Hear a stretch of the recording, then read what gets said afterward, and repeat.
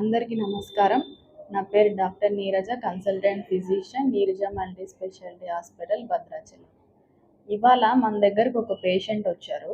ఆ పేషెంట్కి 2 months నుంచి ఎవ్రీ 10 days to 15 daysకి ఒకసారి షుగర్ బాగా డౌన్ అవుతూ ఉండేది. అంటే షుగర్ డౌన్ అవుతూ ఉండేది. అక్కడ లోకల్గా చూపించుకుంటే ఒక బాటిల్ పెట్టేవాళ్ళు, మళ్ళీ నార్మల్ అయ్యేది. అలా 2 months నుంచి జరుగుతూ ఉంది. ఒక 2 weeks నుంచి బాగా చలితోటి జ్వరం వచ్చిందనమాట. బాగా హై గ్రేడ్ ఫీవర్ అంటారు, అంత చలి వచ్చేసింది. అక్కడ మళ్ళీ ఇంకొక డాక్టర్కి చూపించారు. చూపిస్తే యూరిన్లో ఇన్ఫెక్షన్ ఉంది అని చెప్పి దానికి తగ్గ ట్రీట్మెంట్ ఇచ్చారు. ఆ యూరిన్లో ఇన్ఫెక్షన్ ట్రీట్మెంట్ ఇచ్చినా కూడా షుగర్ మాత్రం కంట్రోల్ కాలేదు. తనకి షుగర్ ఇంకా డౌన్ అవుతూనే ఉంది.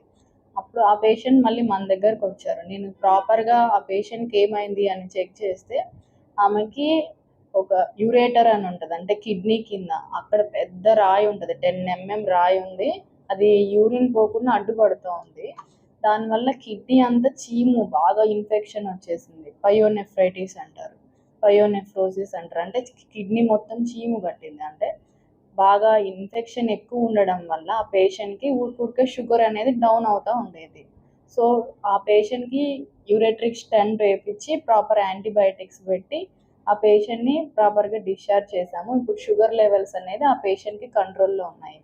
సో షుగర్ డౌన్ అవుతూ ఉంటే ఏం కాదు అని అనుకోవడానికి లేదు. ప్రాపర్గా అసలు ఆ పేషెంట్కి ఏమైంది అనేది ఎవాల్యుయేట్ చేసుకోవాలి. కొన్నిసార్లు బాడీలో సెప్సిస్ అంటారు, అంటే హై గ్రేడ్ ఇన్ఫెక్షన్స్ ఉంటాయి బాగా.